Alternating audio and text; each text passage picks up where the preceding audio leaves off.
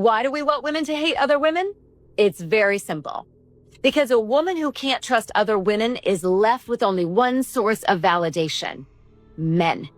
She'll seek approval from a system that rewards obedience, not wholeness. She will measure her worth by how much she is wanted. She will contort and silence to keep their attention. She'll shrink her hunger, she'll punish her body for daring to age, and she'll learn to be desired, but never to be known. Because most men, conditioned by the same system, they want her frozen in time, forever 17, forever agreeable, forever digestible. She'll trade her truth for safety. She will call herself empowered, but live in exile from her own voice. And the less she trusts other women, the more she'll compete, perform, and doubt herself. But a woman surrounded by safe women, her rage is allowed, her grief is witnessed, her wisdom is neared, and her no becomes sacred. She doesn't tolerate crumbs. She doesn't beg to belong. She doesn't disappear to survive. She sees her worth reflected back to her anger blessed, her boundaries protected. She becomes a creator, a disruptor, a portal for change. And the systems that rely on her obedience, they begin to shake. This lady makes a good point because, unfortunately, I've had a lot of really loving, supportive women in my life, thank God. And, but there's a lot of conditioning that women have, that they've internalized, a lot of self-hatred and self-loathing. And then I do think they project some of that out onto other women, which is why I think you see so much cruelty to other women, especially online, especially, where like there's a woman, they're like, oh, you're too old to dress that way. Oh, you're this, you're that. You're just like, there's a lot of like gossipy, like catty kind of content, and it's, directed by women towards other women, or like, I don't know. It's just really. And so I think what this lady's pointing to is that you have to be aware of your own internalized social conditioning as a female, and that you have to be intentional about how you interact with, like, men and women, because I try to treat men and women like the same. I try to treat them with respect and kindness, but like I said, I've had a lot of, I've had, men treat me like horribly, and I've had women treat me horribly. I'm just saying there's like no guarantee. And I've experienced that not only with genders, because I'm like a moderate Democrat, but I've had far left Democrats attack me, like as if I might as well have just been MAGA. Seriously, I'm just saying, and I've had, I'm like part black. I've had black people treat me like shit, just as bad as any quote unquote Ku Klux Klan member would. I'm just saying. And look at, statistically speaking, black men are the leading cause of death of other black men, and they're supposed to be some kind of camaraderie in the African American community or something. I don't think so.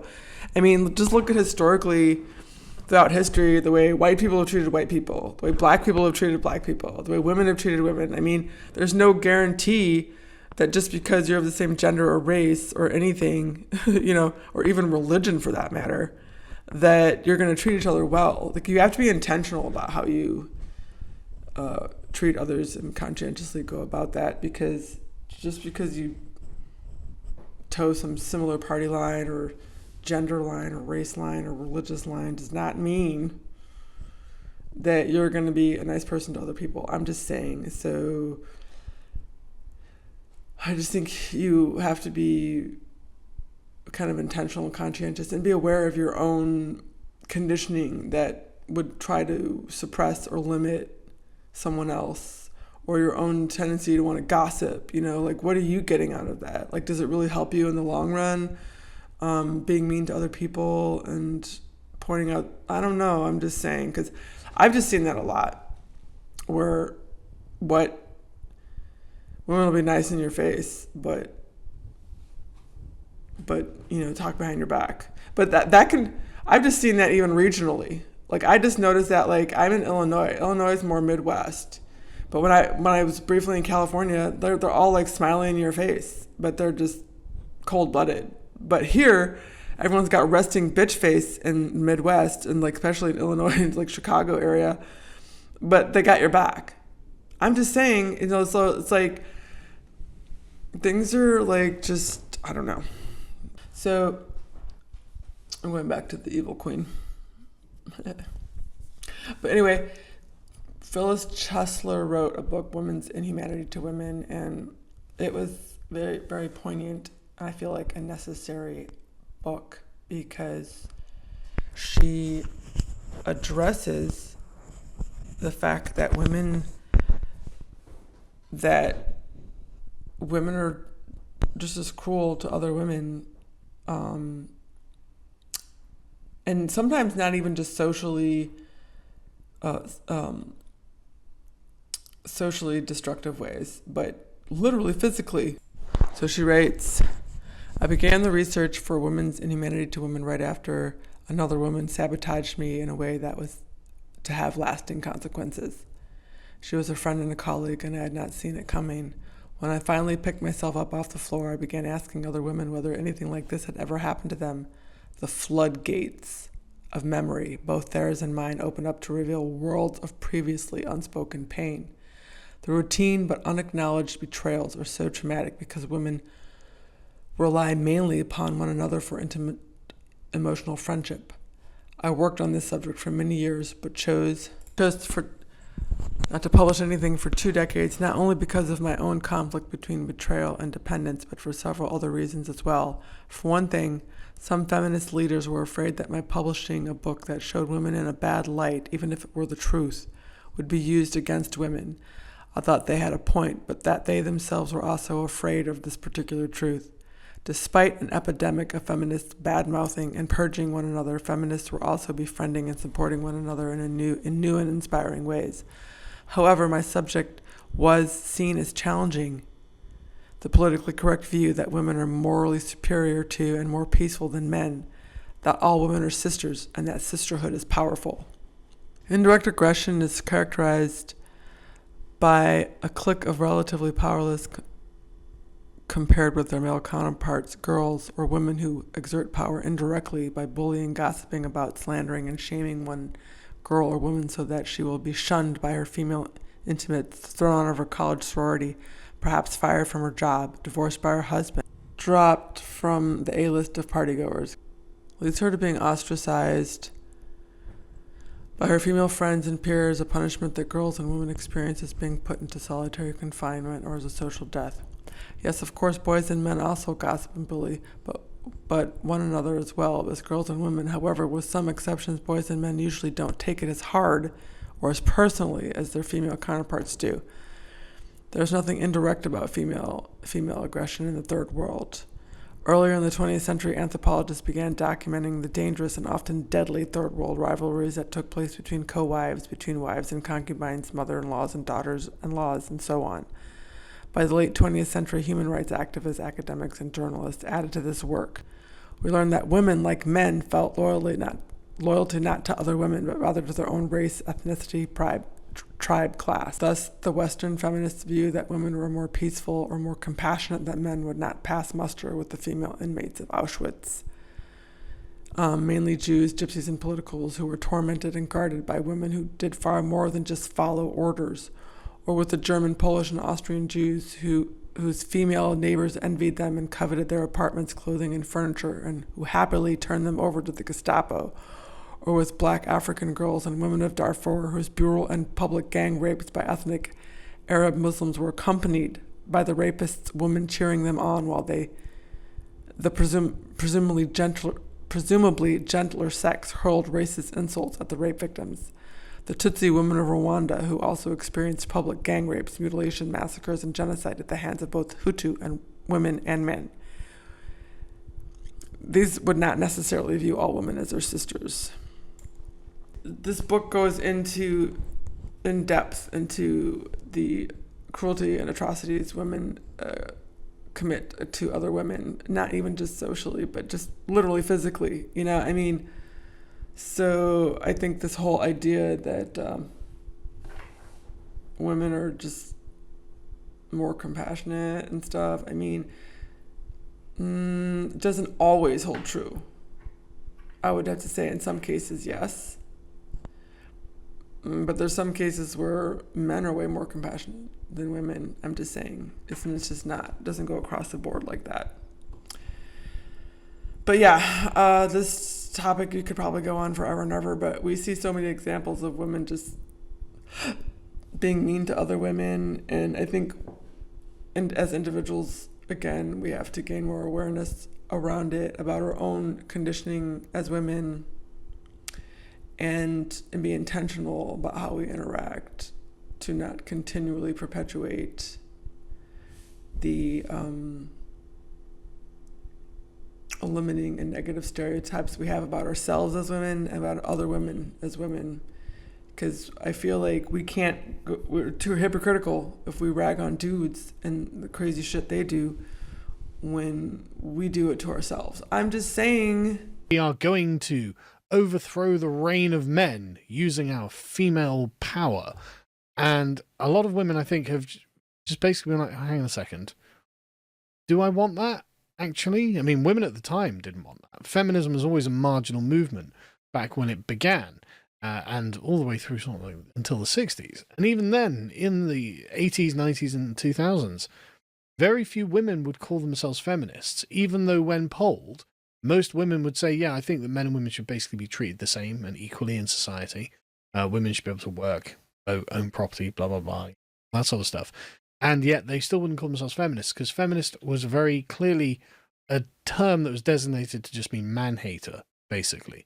Someone who sought to politicize the sisterhood against the patriarchy, which is men treating people as fairly as they can.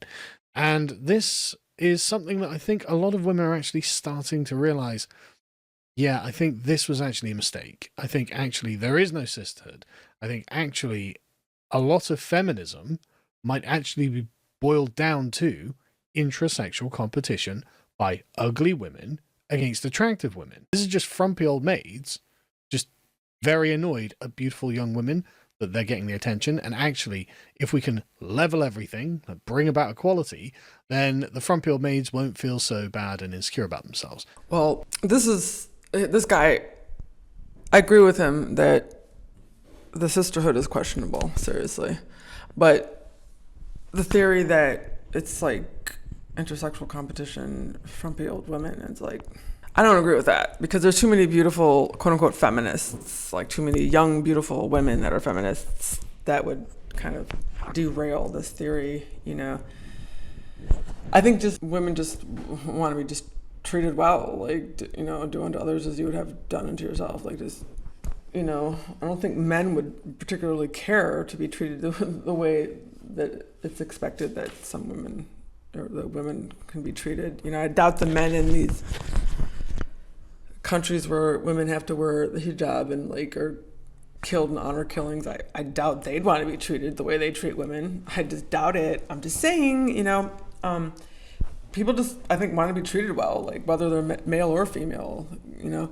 But I don't agree with this. This guy's a little bit red pilly. Sometimes he skews on the red pill a little bit. But I do agree with him, though, that I've seen horrible shit that women do to each other. I mean, men have eyeballs, you know, they can see it, you know, and, you know, some men, if they're manipulative, even play on that, you know, like triangulation and all this, and like, you know, and also too, I think this aspect of, he's kind of like very, like, it's okay for women to be validated on their sexual appeal, like young, beautiful, whatever. But I mean, I don't know, there's a lot of women that don't necessarily want to be just solely validated on their youth and beauty. I mean, there's a lot more to women than just being youthful and beautiful. I had a lot of really beautiful girlfriends, actually, models and shit. I had like 3 girlfriends that were models, some successful. One was in New York. One was just, yeah, I mean, I don't know. I just never got intimidated by beautiful women. I just didn't. I don't know.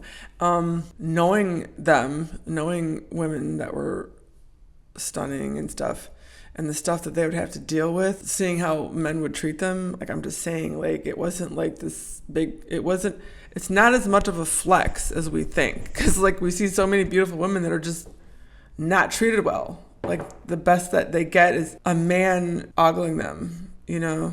Or, you know, and then even if a guy gets this, like, perfect trophy, beautiful woman, like, sometimes they even get murdered and, like, they're treated like shit. Like, I mean, I don't know, like, and women go batshit crazy to, like, just stay, like, beautiful, you know.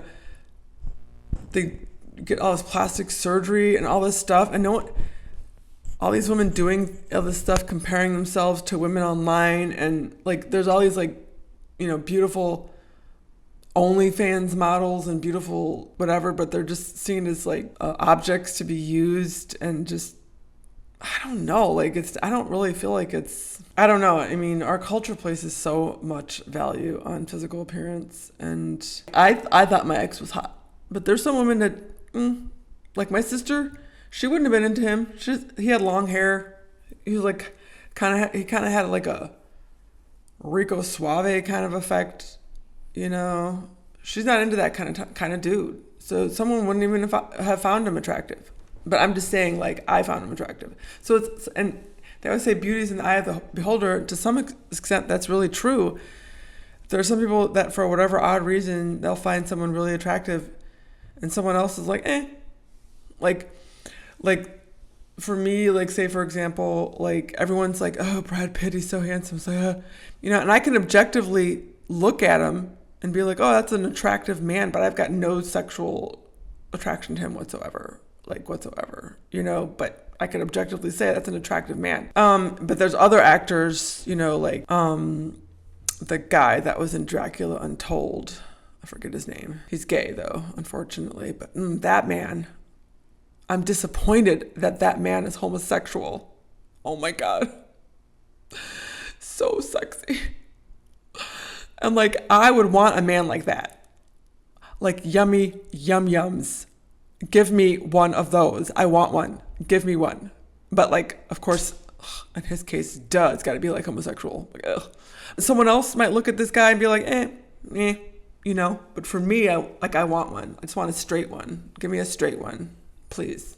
I'm just saying I want one of these. You know, so it's also subjective. You know, I'm just saying it's like, ugh. And I don't know. I hated attention when I was younger. And I guess, you know, if a woman knows how to work her physical beauty, I mean, you can probably get a lot out of it. You probably can get a lot out of it. I'm sure that's, you know. But I don't know. When I engage with people, I don't give a shit if they're beautiful or not. Like, seriously. I mean, as far as, like, regular day-to-day engagement, interacting, I mean, I guess it's obviously I want to be attractive if I'm going to be a romantic partner with someone enough to, you know. But I remember even in high school, though, I had crushes on dudes that were technically ugly. I had a crush on this one dude. He looked like Goofy. Like, for reals. He was not good looking, but he was funny as all get up, dude. He was so funny. Oh my God. But anyway, I don't agree with this guy on this point. I'm trying to see what else this mofo has to say. And that's so clearly what was happening now. That was so clearly at this time what was going on. And it was just really remarkable how this was given such social currency, despite the fact that everyone knows, again, like, the sisterhood doesn't exist. But this is really interesting to me. Almost 85% of women who took part in this survey admitted to having serious, life-altering knocks at the hands of other women. They reported many of their female friendships had an intense, sinister underbelly, characterized by intra-female incivility and insidious, gratuitous negativity. More than 75% had been hurt by the jealousy and competition of a friend.